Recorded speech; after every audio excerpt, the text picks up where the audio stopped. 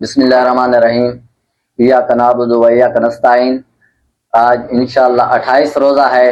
میری سب دوستوں سے اپیل ہے، ریکویسٹ ہے، اور عمران خان کی رہائی کے لیے دعا کریں، اور پچھلے 3.25 سال سے اڈیالہ جیل کے اندر ہے۔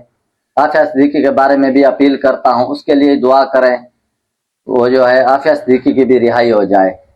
تو میں سب دوستوں سے میری گزارش ہے، بالخصوص عمران خان کے لیے اور عافیہ صدیقی کے لیے، جو ہمارے مسلمان باہر ملک میں باہر جیلوں میں بند ہیں، قید ہیں، اس کے لیے دعا کریں۔